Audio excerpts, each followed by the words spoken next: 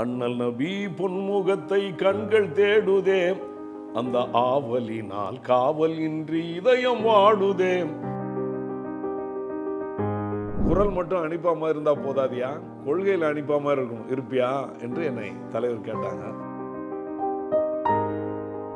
அலையின் மீதும் மலையின் மீதும் ஆட்சி செய்பவன், தலை வணங்கி கேட்பவர்க்கு தந்து மகிழ்பவன், தன்மானம் காக்கும் கழகம், தாய்மொழி காக்கும் கழகம், அண்ணாவின் கொள்கை எந்நாளும் வாழ அயராதுழைக்கும் கழகம். ஓடி வருகிறான் உதய சூரியன், உள்ளமெல்லாம் இன்ப வெள்ளம் பொங்கவே. ஓடி வருகிறான் உதய சூரியன். கருப்பு சிவப்பு படையின் வீரன், களத்தில் வெல்லும் துணிச்சல்காரன், காலம் கொடுத்த கடமை வீரன், ஞானம் புகழும் கலைஞர் பேரன். வணக்கம். மக்களவை தேர்தல் நெருங்குற இந்த சூழலில் அரசியல் கட்சிகள் தேர்தல் பிரச்சாரத்துக்கு தயாராகிட்டு வருது. இந்த சூழலில் திமுகவினுடைய நட்சத்திர பாடகர் இறையன்பன் குத்தூஸ் அவர்கள் தான் இன்று நம்முடன் இணைந்துள்ளார். வணக்கம் சார். வணக்கம். ஏறக்குறைய ஒரு 40 வருஷத்துக்கு மேலே திமுக மற்றும் இஸ்லாமிய பாடல்களை பாடிட்டு இருக்கீங்க மேடையில். எப்படி சார் தொடங்கிச்சு இந்த பயணம்? சின்ன வயசுலேருந்தே பாடுவேன். 10 வயசுலேருந்தே பாடிட்டு இருக்கேன். ஸ்கூல்லலாம் பாடிக்கிட்டு வந்தேன். என்னை மேடை பாடகராக ஆக்குனது எங்கள் அப்பா. அவர் இப்போ நோமோர், அவங்க இறந்து ஒரு 3 இயர்ஸ் ஆகிடுச்சு. அவரும் பாடகர் தானா? இல்லை, அவர் பாடகர் கிடையாது. நாங்கள் ஒரு நெசவாளர் குடும்பம். அவர் ஒரு நெசவாளியாக இருந்தார். இப்போ நல்லா பாடுறோம் அப்படின்னோடனே ஸ்கூல்லலாம் பாடும்போது நிறைய பிள்ளைங்க நம்மளுடைய நண்பர்களெல்லாம் விரும்பி கேட்பாங்க. அப்படி கேட்கும்போது சரி, நம்மளுடைய குரல் நல்லா இருக்குது அப்படின்னு நம்மளே நினச்சிக்கிட்டு சரி அப்போ பாட ஆரம்பித்தது தான். அது மாதிரி பாடும்போது சினிமா பாடல்கள்லாம் பாடிக்கிட்டு இருப்பேன். அப்பா வேணாம், அப்படிலாம் அது வேறு மாதிரி எதனாவது ஒரு வழியில் கொண்டு போயிடும், வேணாம், நீ பாடுறது இருந்தால் இஸ்லாமிய பாடல்கள் பாடுங்கன்னு சொல்லிட்டு அப்போ நாகூர் அனிஃபானுடைய கேசட்டுகள்லாம் வாங்கிட்டு கொடுத்து அந்த பாடல்களெல்லாம் இது பண்ணி அப்படி ஒரு இஸ்லாமிய பாடகராக தான் என்னுடைய பயணம் துவங்கினது.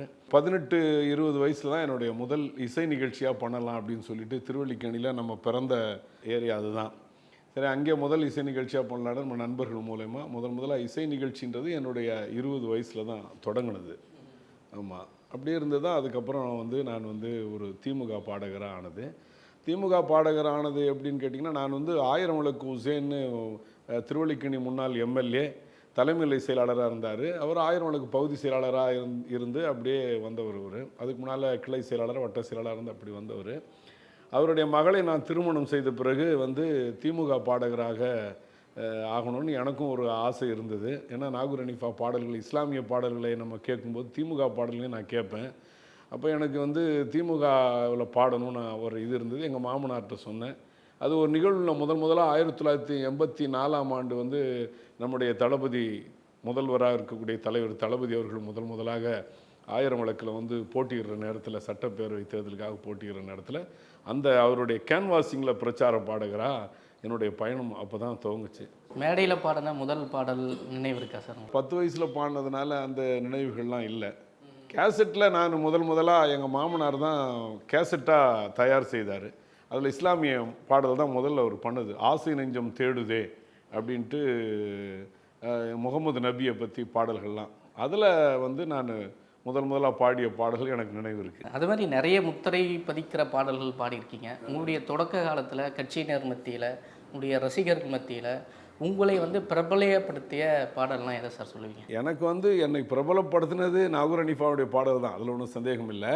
அவருடைய பாடல்களை தான் எடுத்து நம்ம பாட ஆரம்பித்து தலைவர் மறைந்த முத்தமிழறிஞர் கலைஞர் அவருடைய ஞாபகத்துக்கு என்னுடைய பாடல்கள் போக ஆரம்பிச்சது.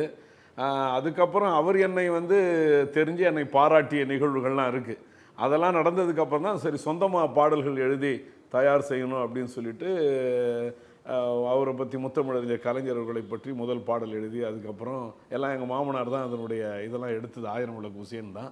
அப்புறம் தலைவர் தளபதி அவர்களை பற்றி முதலாக தளபதின்னு போட்டு பாடல் பாடினது நாங்கள் தான். போராட்டம் பல கடந்த தீரம் மிகு தளபதி பார்போற்றும் செயல் புரிந்த திராவிடத்தின் முழுமதி குறிஞ்சி மலர் தந்தவனே குலம் தழைக்க வந்தவனே.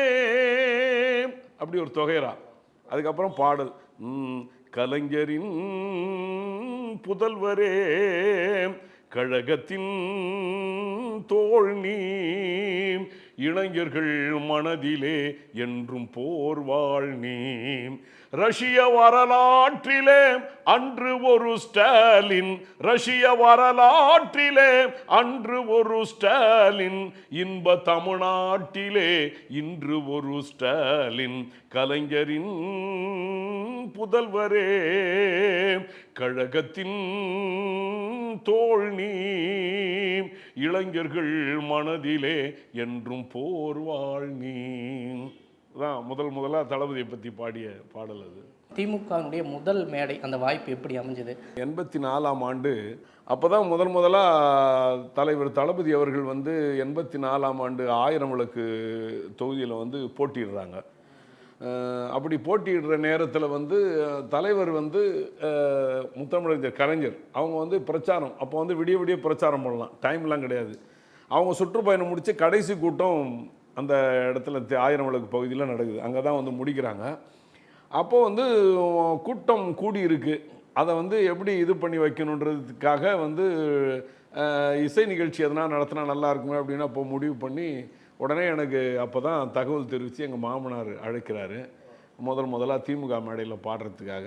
அப்படி போகும்போது அங்கே தளபதிகிட்ட பெர்மிஷன் தளபதி கேட்டாங்க. உடனே தளபதிகிட்ட பெர்மிஷன் வாங்கிட்டு என் மாப்பிள்ளை பாடுவார், அவரை வர வைக்கிறேன் அப்படின்னு சொல்லிவிட்டு அப்போ தான் முதலாக அங்கே இசைக்குழுவெல்லாம் வர வச்சு முதலாக அந்த கூட்டத்தில் தான் ஒரு 10 மணி அளவில் ஆரம்பித்தோம். நாங்கள் இரவில் தலைவர் 1 மணிக்கு தான் வந்தாங்க. அப்போது 11, 12, 1 மணி வரைக்கும் நான் பாடினேன்.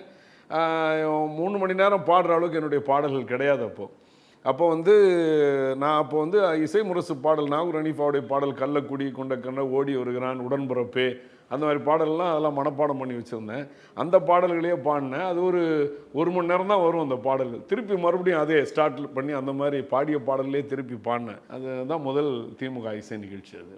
அதுக்கப்புறம் தொடர்ந்து தளபதி அவர்களோட கேன்வாசிங் அவருடைய வண்டிக்கு முன்னால் என்னுடைய வாகனம் பாடிக்கிட்டு போகிற மாதிரி ஏற்பாடு. அது அப்போ தொடங்கினது. இப்போ குளத்தூரில் அவங்க கடைசியாக இப்போ நின்னாங்கள்ல, அது வரைக்கும் வந்து என்னுடைய பாடல்கள் வந்து அவங்களுடைய வாகனத்துக்கு முன்னால் அது ஒரு சென்டிமெண்ட்டாக தலைவர் என்னை கூப்பிட்ருவாங்க எப்போவுமே. நானும் அவங்க பிரச்சாரம் போவார், தளபதி மேடைகள்லையும் பாடுவேன், மற்ற கலைஞர் அவருடைய மேடைகள்லையும் பாடிட்டு இருப்பேன் நானும் பிரச்சாரத்தில். இவங்களுடைய கேன்வாசிங் இவங்க தொகுதியில் போது நான் இங்கே வந்துடுவேன். ஹனீஃபாவினுடைய பாடலில் நீங்கள் பாடி கலைஞர் அவர்களும் கேட்டிருப்பாரு. பாடல் கேட்டு கலைஞர் ஏதாச்சும் சொல்லியிருக்காரா? சமூக நீதி பேரணின்னு நான் பாடிட்டு இருந்தேன். தலைவர் அவர்களுக்கு தெரியும் உசேன் மாப்பிள்ளை பாடுறாரு, நான் நேரடியாக கேட்டதில்லை. அவங்க சமூக நீதி பேரணின்னு வந்து ஒரு பெரிய ஊர்வலம் நடத்தி ஒரு பொதுக்கூட்டமும் சீரணி அரங்கம் அங்கே அந்த இடத்துல கூட்டம் நடக்கும் கடற்கரையில். அந்த நேரத்தில் வந்து இசை முரசு நாகூர் ஹனீஃபா அவர்களுக்காக ஒரு வாகனம் ரெடி பண்ணியிருந்தாங்க. அந்த கூட்டத்தில் ஊர்வலத்தில் பாடிட்டு வரா மாதிரி. இசை முரசு அவர்களுக்கு வந்து உடல்நலம் சரியில்லாதனால கலைஞர் அவர்களே என்ன சொல்லிட்டாங்க, நீங்கள் வந்து ஊர்வலத்தில் பாட வேணாம், நீங்கள் மேடையில் வந்து பாடுங்க. ஏன்னா ஊர்வலத்தில்னா இப்போ பாடிக்கிட்டே ரன்னிங்கில் இருக்கணும், எத்தனை மணி நேரம் ஆகுது முடிய தெரியாது, நீங்கள் மேடையில் வந்து பாடுங்க அப்படின்னு சொல்லிட்டாங்கன்னு சொல்லிட்டு அந்த சொன்ன பிறகு அந்த வாகனம் வந்து வேக்கண்ட் ஆகி போச்சு, இசை முரசுக்கு ரெடி பண்ண வாகனம். அப்போ எங்கள் மாமனார் உடனே வந்து நம்ம மாப்பிள்ளையை அதில் பாட வச்சிடலாம் அப்படின்னு சொல்லிட்டு பேசி அந்த இதில் வந்து இசைக்குழுவோடு நான் பாடிட்டு வந்தேன். மேடை வந்து மியூசிக் அகாடமி கிட்ட தலைவர் இருந்து பார்க்குறாங்க மேடை. அப்போ மாவட்ட செயலாளர் ஒருங்கிணைந்த சென்னை மாவட்ட செயலாளராக டிஆர் பால் அண்ணன். இப்போ 6 மாவட்ட செயலாளர் இருக்காங்களா, அப்போ ஒரே செயலாளராக இருந்த நேரம். அப்போ நான் வந்து பாடிக்கிட்டு வரும்போது அப்போ சில பிரச்சனைகள், கட்சியை விட்டு போனாங்க சில பேர், அந்த மேட்டர்லாம் இருந்த நேரம் சமூக நீதி பேரணி நடத்தினது. அப்போ நான் அங்கே வரும்போது வளர்த்த கடா மார்பில் பாய்ந்தரான்ங்கிற அந்த பாடலை பாடிட்டு வந்தேன். பாடிட்டு வரும்போது தலைவர் ரொம்ப விரும்பினாங்க போல் தெரியுது. உடனே டிஆர் பால் அண்ணன் வந்து அந்த மேடை கிட்ட வண்டி வரும்போது நிறுத்த சொல்லிட்டார், நிறுத்திட்டு பாடுன்னு. அது வந்து நான் முழு பாடலும் பாடி முடித்த உடனே கிளம்புன்ட்டார். அப்புறம் நான் கிளம்பி வந்துட்டேன். அதுக்கப்புறம் வந்து மெரினாவில் இந்த சீரணி மெரினாவில் வந்து நம்ம இது நடக்குது, கூட்டம் நடக்குது. கூட்டத்தில் நாங்கள் முன்னால் வந்து 2வது 3வது ரோவில் வந்து உட்காந்துட்டோம். அப்போது வந்து கூட்டத்தில் இசை முரசு நாகூர் ஹனீஃபா அவர்கள் பாடிட்டு அவர் மேடையில் இருக்கார், தலைவர் வந்துட்டாங்க, எல்லாம் நடக்குது. தலைவர் வந்து பேசும்போது திடீர்னு பேசிக்கிட்டே இருக்கும்போது திடீர்னு சொன்னாங்க, இங்கே வந்து துரோகிகளை பற்றி எல்லாம், கட்சியிலே இருந்து பிரிந்த துரோகிகளை பற்றி எல்லாம் பேசினார்கள், ஊர்வலத்தில் கூட பாடிக்கொண்டு வந்தார்கள். நம்மளோட இசை முரசு நாகூர் ஹனீஃபா போன்ற தொனி ஒருவருக்கு இருந்தது, பாடிக்கொண்டு வந்தார். அவர் ஹுசைன் அவருடைய மகன் குத்தூஸ் அப்படின்னு சொன்னார். அவர் பாடிக்கொண்டு வரும்போது நான் வண்டியை நிறுத்தி பாடலை கேட்டேன். அவர் வளர்த்த கடா மார்பில் பாய்தரா என்கிற பாடலை பாடினார். பாடலை கேட்கும்போது கடா என் இதயத்தில் பாய்வது போலவும், இதயம் ரணமாவதை போலவும், இரத்தம் வடிவது போலவும் நான் உணர்ந்தேன். என்னையும் அறியாமல் என் விழிநீரை கைக்குட்டையால் துடைத்து கொண்டேன். நல்ல வேளை நான் திரும்பி பார்க்கும்போது வண்டி வெகு தொலைவு சென்று விட்டது அப்படின்னு சொல்லி பாராட்டி, நாகூர் ஹனீஃபாவையே உட்கார வச்சுக்கிட்டு நாகூர் ஹனீஃபா போன்ற தொனி ஒரு இருந்ததுன்னு தலைவர் என்னை பாராட்டி பேசினாங்க. அவ்வளோ பெரிய பெரிய மாபெரும் கடல் மாதிரி கூட்டம். அது தமிழகம் முழுக்க இருந்து வந்திருந்தாங்க. விடிய விடிய இது நடந்ததுன்னா பாருங்களேன், கூட்டம் அங்கே நடக்குது, இங்கே ஊர்வலம் போயிட்டே இருக்குது விடிய விடிய. அந்த அளவுக்கு ஒரு பெரிய கூட்டத்தில் என்னை பாராட்டி இது பண்ணாங்க. மறுநாள் வந்து தலைவரை நான் பார்க்கணுன்னு ஆசைப்பட்டேன். அவ்வளோ பெரிய கூட்டத்தில் என்னை பாராட்டினாங்களே அப்படின்னு சொல்லிட்டு நான் பார்க்கணுன்னு ஆசைப்பட்டேன். அப்போது உடனே எங்கள் மாமனார்ட்ட சொல்லி மாவட்ட செயலாளர்கிட்ட பாலன்னு சொன்னாங்க, வர சொல்லு அப்படின்ட்டாங்க. அப்புறம் நான் போயிருந்தேன். அறிவாலயம் காலையில் வந்திருந்தாங்க தலைவர். காலையா மாலையா நினைவில்லை, ஆனால் போயிருந்தோம். போனவுடனே அப்புறம் தலைவரை பார்த்து உடனே கூப்பிட்டாங்க. அவர் தான் நான் குத்தூஸ் நேற்று நீங்கள் பாட்டு கேட்டிங்களே அப்படின்னாரு. அப்படியாயா, நல்லா பாடுற, இசை முரசு நாகூர் ஹனீஃபா மாதிரி இருக்கணும்னு பாடுறியா அல்லது குரலே அப்படித்தானா அப்படின்னு தலைவர் கேட்டாங்க. எனக்கு வந்து முதலாக தலைவர் முன்னால் நிற்கிறேன், அதனால் எனக்கு ஒன்றுமே ஓடலை, கை கட்டி போயிட்டே இருந்தேன். உடனே அவன் பால் ஒன்று சொன்னாங்க, இல்லை அவர் குரலை அப்படி தான் ஐயா இருக்கும் அப்படின்னு சொன்னாங்க. அப்படி தான் இருக்கும் அப்படின்னாங்க. அப்புறம் அப்படியா சொல்லிவிட்டு அதுக்கப்புறம் என்னை நிமிர்ந்து பார்த்து, குரல் மட்டும் ஹனீஃபா மாதிரி இருந்தால் போதாதியா, கொள்கையில் ஹனீஃபா மாதிரி இருப்பியா என்று என்னை தலைவர் கேட்டாங்க. கேட்டோன்னா அதுக்கு மட்டும் நான் பதில் சொன்னேன், இருப்பேன் ஐயா அப்படின்னு சொன்னேன். நான் அது சொல்லிக்கிட்டு 35-40 வருஷம் ஆக போகுது. அதனால் அது ஒரு பெரிய மறக்க முடியாத நிகழ்வு. அதுக்கு பின்னரான சந்திப்புகளில் உங்களுடைய பாடல் ஒரு முறை மயிலையில் வந்து தேர்தல் பிரச்சாரம் தான். மயிலை மாங்கோலையில் கூட்டம் நடக்குது. அப்போ நான் வந்து இந்த ஆசை, கலைஞர் மீது ஆசைன்னு ஒரு பாடல் தலைவரை பற்றி நம்ம கவிச்சுடர் கவிதை பித்தன் புதுக்கோட்டை முன்னாள் எம்எல்ஏ அவர் எழுதிய பாடல், அதை வந்து நான் பாடி ரொம்ப ரசித்து, என்கிட்ட அந்த வீடியோவே இருக்குது, ரொம்ப ரசித்து கேட்பாங்க. அதில் வந்து உன் தலையில் மீண்டும் சுருள்முடி தவழும் அழகை பார்த்திட ஆசை அப்படின்னு ஒரு ஆசையாக வரும் தலைவரை பற்றி. அந்த ஆசைன்னு சொன்னோன்னே விழுந்து விழுந்து சிரித்து பக்கத்தில் இருக்க சுபவி ஐயாட்ட ஏதோ சொல்லோ, அது மாதிரிலாம் ஒரு மறக்க முடியாத நிகழ்வுகள்லாம் இருக்குது. ஆசை ஆசை கலைஞர் மீது ஆசை, ஒவ்வொரு தொண்டனின் நெஞ்சில் ஒலிக்கும் இந்த ஓசை, ஒவ்வொரு தொண்டனின் நெஞ்சில் ஒலிக்கும் இந்த ஓசை, ஆசை ஆசை கலைஞர் மீது ஆசை. பாளை சிறையில் உன்னோடு இருந்த தேளை பிடித்திட ஆசை, நீ படுத்து கிடந்த தண்டவாளத்தில் படுத்து பார்த்திட ஆசை. பாளை சிறையில் உன்னோடு இருந்த தேளை பிடித்திட ஆசை, நீ படுத்து கிடந்த தண்டவாளத்தில் படுத்து பார்த்திட ஆசை. தமிழே உனக்கு தமிழால் நித்தம் அமுதம் வார்த்திட ஆசை, தமிழே உனக்கு தமிழால் நித்தம் அமுதம் வார்த்திட ஆசை.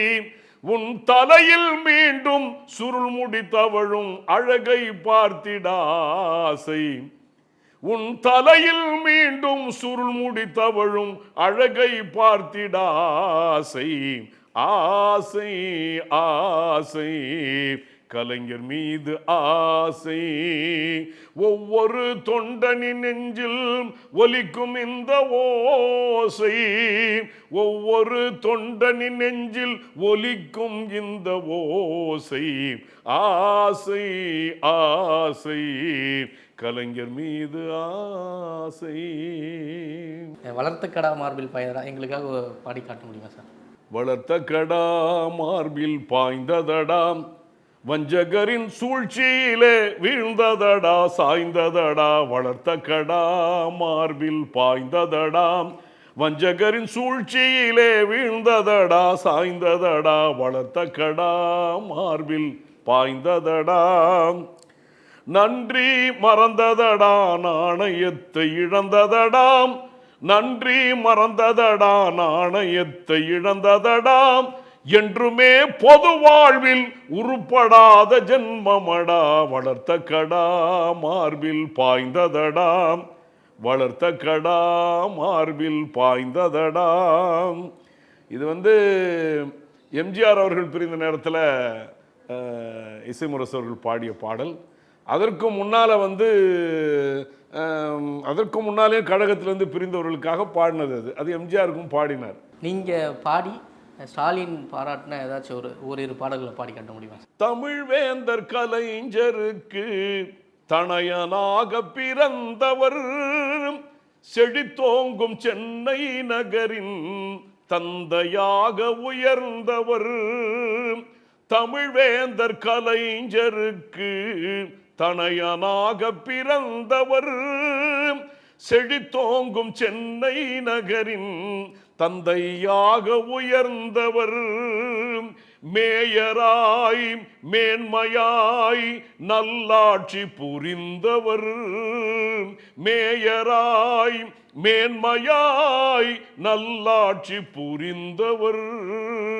முதல்வராய் முதல்வராய் மக்களின் நெஞ்சங்களில் நிறைந்தவர், முதல்வராய் மக்களின் நெஞ்சங்களில் நிறைந்தவர்.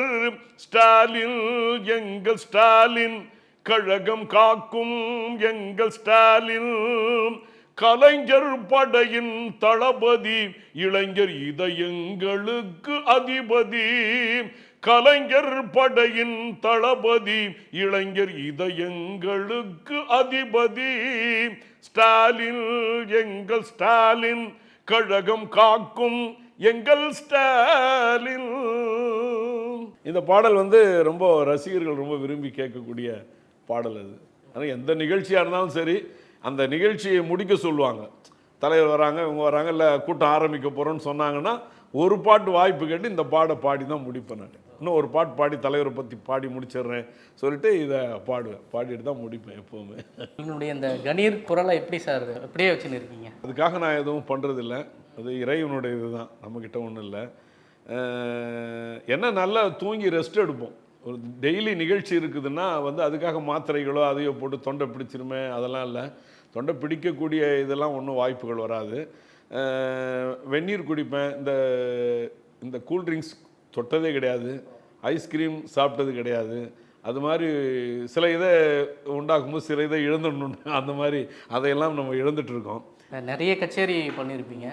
உங்களுக்கு மனதுக்கு பிடித்தமான கச்சேரினா எந்த கச்சேரி சொல்லுங்கள், எங்கே நடந்தது? குறிப்பாக சொல்லணும் அப்படின்னா எனக்கு பிடிச்சதுன்றது என்னுடைய தலைவர் முன்னால் உட்காந்து கேட்குறாங்கன்னா அந்த நிகழ்ச்சி தான் பெரிய நிகழ்ச்சி. 1000 விளக்கில் ஒரு முறை பல முறை கேட்டிருக்காங்க.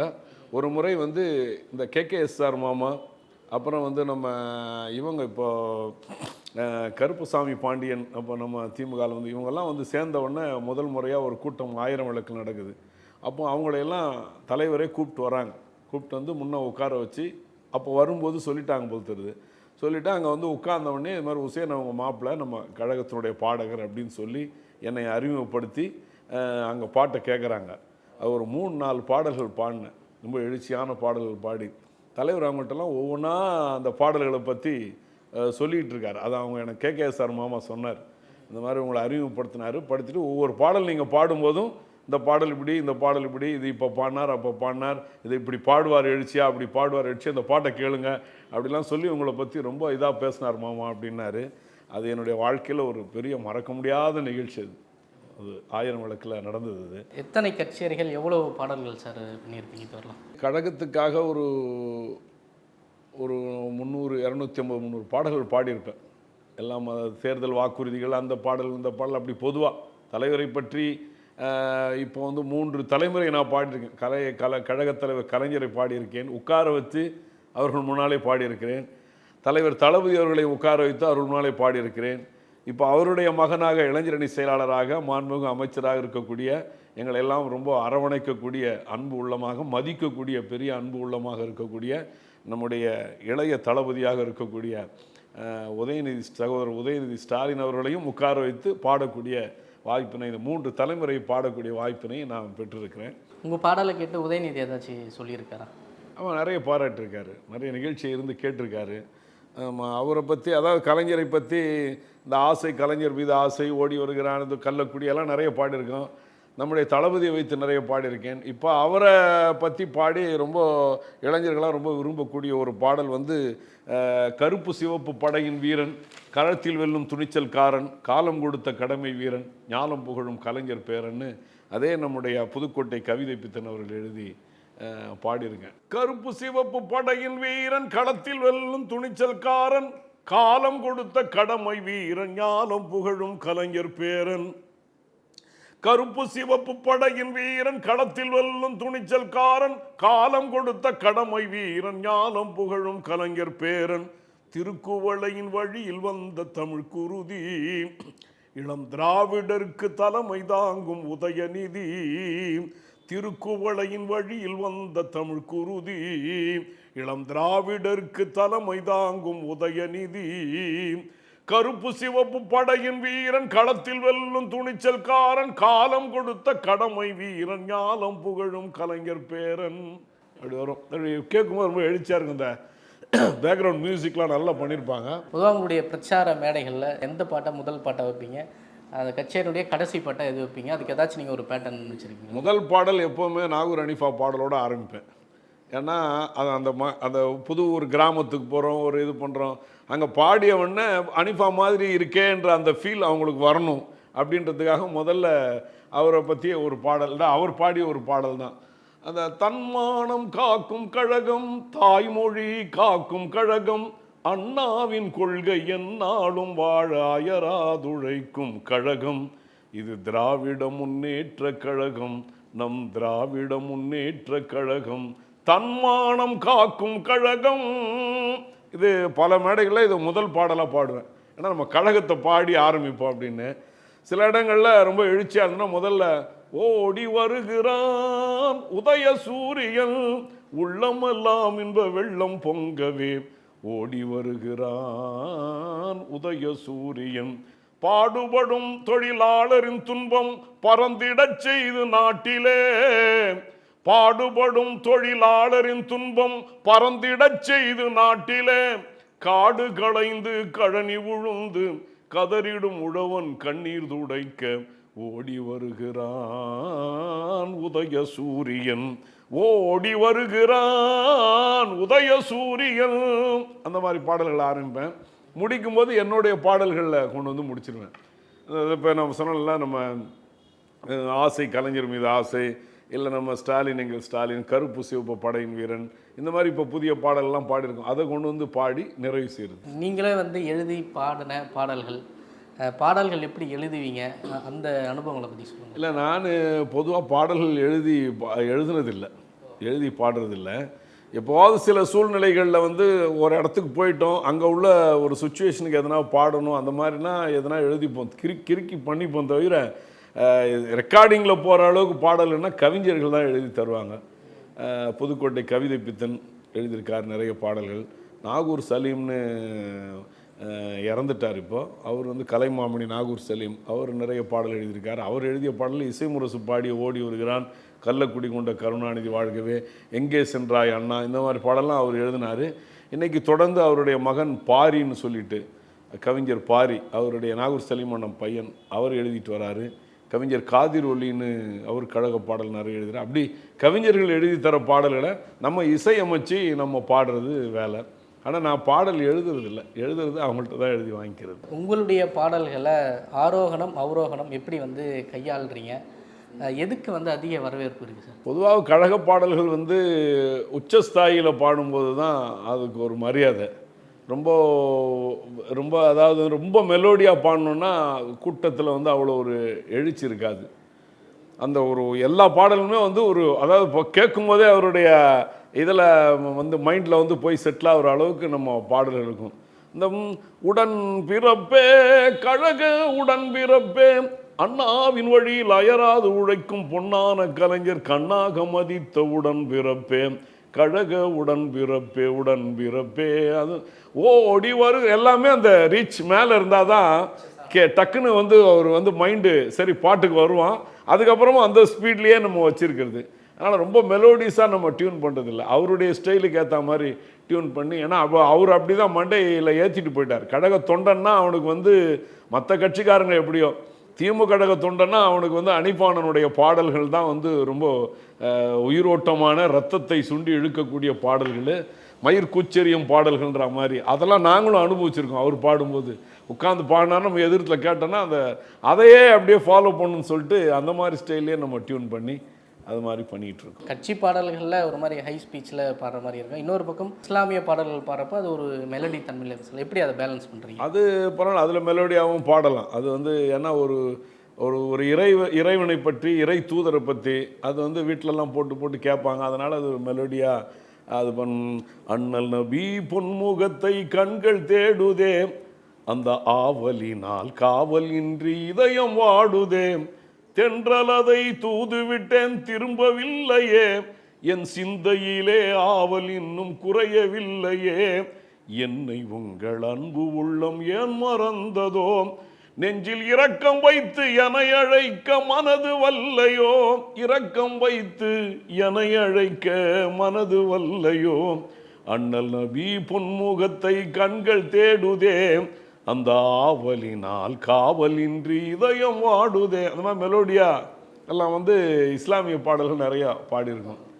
அது ரொம்ப அதுலேயும் அவருடைய பாடல்கள் தான் பிரசித்தி பெற்ற பாடல். இந்த இறைவனிடம் கையெந்துங்கள்லாம் வந்து என்ன சொல்றது, உலக புகழ்பெற்ற, அது சாதி சமயம்லாம் கிடையாது அந்த பாடலுக்கு. எல்லாருமே வீடியோவில் கூட பார்த்தோம், பிராமின்ஸ்லாம் அந்த பாடலை ஒரு நிகழ்ச்சியில் பாடிட்டு இருக்காங்க. அதை கேட்டலாமா சார் உங்கள் குரலில்? இல்லை என்று சொல்லும் மனம் இல்லாதவன், ஈடு இணை இல்லாத கருணை உள்ளவன், இன்னல் பட்டு எழுங்குரலை கேட்கின்றவன், எண்ணங்களை இதயங்களை பார்க்கின்றவன், இறைவனிடம் கையேந்துங்கள், அவன் இல்லை என்று சொல்லுவதில்லை, பொறுமையுடன் கேட்டு பாருங்கள், அவன் பொக்கிஷத்தை மூடுவதில்லை, இறைவனிடம் கையேந்துங்கள், அவன் இல்லை என்று சொல்லுவதில்லை, தேடும் நேயர் நெஞ்சங்களில் குடியிருப்பவன், தேடாத மனிதருக்கு உணவளிப்பவன், வாடும் இதயம் மலர்வதற்கு வழிவகுப்பவன், வாஞ்சையோடு யாவருக்கும் துணை நிற்பவன், அலை முழங்கும் கடல் படைத்து அழகு பார்ப்பவன், அலையின் மீதும் ஆட்சி செய்பவன், தலைவணங்கி கேட்பவர்க்கு தந்து மகிழ்பவன், தரணியெங்கும் நிறைந்திருக்கும் மகா வல்லவன், இறைவனிடம் கையேந்துங்கள், அவன் இல்லை என்று சொல்லுவதில்லை. ஒரு பெரிய உணர்ச்சிகரமான பாடல் அது. எல்லா மதத்தவரும் எல்லா இனத்தோர் சமயத்தவரும் விரும்பி கேட்கக்கூடியவர். பொதுவாக இருக்குல்ல, அது இறைவனிடம் கையேந்துங்கன்னா எல்லாருக்கும் இறைவன் ஒருத்தன் இருக்கான். அது மாதிரி போயிட்டு இருக்குன்னா அந்த பாடல் ரொம்ப பிரசித்தி பெற்ற பாடலான. சார், நீங்கள் அது மாதிரி சிறுபான்மை ஆணையத்தினுடைய துணைத் தலைவராக இருக்கீங்க. பதவி ஏற்ற போது ஒரு பாடல் பாடி அது சமூக வலைதளங்களில் வைரலானதை பார்த்தோம். அந்த சம்பவம் பற்றி அந்த பாடலையும் பாடி கட்ட முடியுமா? தலைவர் வந்து நான் அதில் அந்த இன்டர்வியூலேயே சொன்னேன். நான் அந்த பதவி அந்த பொறுப்பை பெற்றுக்கொண்ட நேரத்தில் வந்து இன்டர்வியூ பண்ணாங்க. அப்போ நான் சொன்னேன், தலைவர் வந்து உழைக்கக்கூடியவரை கண்டெடுத்து அவர்களுக்கு என்ன செய்யணும்னு நினைக்கக்கூடியவர் நம்முடைய தலைவர் தளபதி அவர்கள். அதை வந்து நான் வந்து ஒரு பாடலாகவே பாடியிருக்கேன், ஏற்கனவே பாடியிருக்கேன் அப்படின்னு சொல்லி அந்த பாடலில் பாடினேன். அந்த பாடல் வந்து பாய்புலி போல் களத்தினிலே சுழன்று நிற்பவர், தேர்தல் பணியில் வெற்றி கனிபறிக்க துயில் மறப்பவர். பாய்புலி போல் களத்தினிலே சுழன்று நிற்பவர், தேர்தல் பணியில் வெற்றி கனிபறிக்க துயில் மறப்பவர். ஓய்வெடுப்போர் தம்மை கண்டு முகம் சுளிப்பவர், ஓய்வெடுப்போர் தம்மை கண்டு முகம் சுளிப்பவர், ஆனால் உழைப்பவரை தேடி சென்று பரிசளிப்பவர். தலைவரே, எங்கள் தலைவரே, கழக தலைவரே, இவர் தமிழ் மக்கள் மனம் ஆளும் முதல்வரே. அப்போ பாடினான், முதல்வர் ஆனதுக்கு முன்பு இதெல்லாம் பாடினது. இவர் தமிழ் மக்கள் மனம் ஆளும் முதல்வரே, எங்கள் தயாளம்மை பெற்ற தவ புதல்வரே, முதல்வரே, தலைவரே, எங்கள் தலைவரே, கழக தலைவரே. அது அந்த நன்றி சொல்கிற நேரத்தில் நம்ம பொறுப்பு கொடுத்துருக்காங்க, அவங்களுக்கு நன்றி சொல்கிற நேரத்தில் நான் ஏற்கனவே இது மாதிரி பாடியிருக்கேன். அவர் ஓடி சென்று உழைப்பவரை வந்து தேடி சென்று பரிசளிக்கக்கூடியவர்னு பாடின பாடல் அது. தேர்தல் பிரச்சாரத்தை தொடங்கியாச்சு, நீங்களும் தேர்தல் பிரச்சாரத்துக்கு போனதை பார்த்தோம். தயாரிப்பு எப்படி இருக்கீங்க பிரச்சாரத்துக்கான இருந்து? ஒரு 5 பாடல் புதுசாக தயாரிச்சுட்டு இருக்கிறோம். இந்த பாஜகவினுடைய முரண்பட்ட இந்த கொள்கைகள், அந்த இதை பற்றி இப்போ அதனால் தமிழக மக்கள் படக்கூடிய பாடுகளை எல்லாம் விளக்கக்கூடிய அந்த பாடல். தலைவர் தளபதி அவர்கள் செய்துள்ள சாதனைகள், தமிழ் மக்களுக்கு இந்த முதல்வர் ஆனதுக்கு அப்புறம் செய்துள்ள சாதனைகள், நம்முடைய இளைஞரினுடைய செயலாளர் இந்த நாட்டு மக்களுக்கு என்னென்ன செய்து கொண்டிருக்கிறார்கள், எவ்வளோ ஓடி உழைத்து கொண்டிருக்கிறார்கள், அது பற்றி. ராகுல் காந்தி அவர் வந்து எப்படி வந்து நாட்டை ஆளப்போகிறார், என்னென்ன திட்டங்கள் எல்லாம் அவர் கொண்டு வர்றார், அது பற்றி. இந்தியா கூட்டணி வெல்லணும், அதுக்கு என்ன காரணம், எதை வைத்து நம்ம இந்தியா கூட்டணி வெல்லணும்னு சொல்கிறோம், அதை பற்றி இந்த 5 பாடல்கள் தயாராகிட்டு இருக்கு. சார், நீங்கள் நிறைய பாடல் வந்து பாடியிருக்கீங்க. பொதுவாக நீங்கள் பாடுற பாடல்களுக்கு வந்து வரிகள் எழுதிட்டு டியூன் போடுவீங்களா, இல்லை டியூன் எழுதிட்டு வரிகள் எழுதிங்களா சார்? எப்படி, என்ன ப்ராசஸ்? அது வந்து நிறைய பாடல்கள் வந்து இப்போ கவிஞர்கள் முதல்ல எழுதி தந்துடுவாங்க, தந்தவுடனே நான் அதுக்கு டியூன் பண்ணிவிடுவேன். என் மகன் ஆசிஃப் இறையன்பன் இப்போ கழக பாடகராக வலம் வந்து கொண்டு இருக்கிறார். அவரையும் வந்து என்னுடைய நிகழ்ச்சி இல்லாத நேரத்திலாம் அவரை கூப்பிட்றாங்க. அவரும் இப்போது பயணம் ஆகிட்டுருக்காரு. அவர் வந்து நான் வந்து முறைப்படி இசையெல்லாம் கற்றுக்கொள்ளாதவன். அவர் முறைப்படி இசை கற்றுக்கிட்டு கீபோர்டெலாம் வாசிப்பார், டியூன் பண்ணுவார். அவர்கிட்ட கொடுத்து சில பாடல்கள் பண்ணுவேன். அவர் வந்து ரொம்ப விரும்புகிறது, நான் வந்து பாடல் வாங்கி அதுக்கு டியூன் பண்ணுவேன். அவர் விரும்புகிறது டியூன் அவர் பண்ணிவிடுவார், அதுக்கு இசையமைக்க சொல்லுவார். அந்த மாதிரி இப்போ இந்த 5 பாடல்கள் வந்து 3 பாடல் 5 பாடல் அவர் தான் இசையமைக்கிறாரு, 3 பாடல் டியூன் பண்ணி கொடுத்துருக்காரு. அதையும் நான் கவிஞர்கிட்ட கொடுத்துருக்கேன். அந்த பாடல்கள் பிறகு வரக்கூடிய பாடலில் இசையமைச்சு மொத்தம் ஒரு 5-6 பாடல்கள் தயார் பண்ணலான்னு இருக்கேன். ஆனால் மேக்ஸிமம் என்னுடைய இந்த சர்வீஸில், இந்த பயணத்தில் அதிகமாக கவிஞர் கொடுக்கக்கூடிய பாடல்களை வாங்கி அதுக்கு டியூன் பண்ணி பாடுறது ரொம்ப எளிமை. இப்போ நாங்களே இசையமைச்சோன்னா அவங்க அந்த இசைக்குள்ளே அவங்க நினைக்கக்கூடிய கருத்துக்களை கொண்டு வர முடியாது அந்த இடத்துக்குள்ளே. அதனால் அவங்களுக்கு சுதந்திரமாக விடணும் அப்படின்னா அவங்களுடைய வார்த்தைகளை வாங்கிடுவோம். நாங்கள் வாங்கிட்டு அதுக்கப்புறம் அதை டியூன் பண்ணிகிட்ருக்கோம். நேரம் ஒதுக்கி பல்வேறு விஷயங்களை பகிர்ந்து ரொம்ப மகிழ்ச்சி. நன்றி.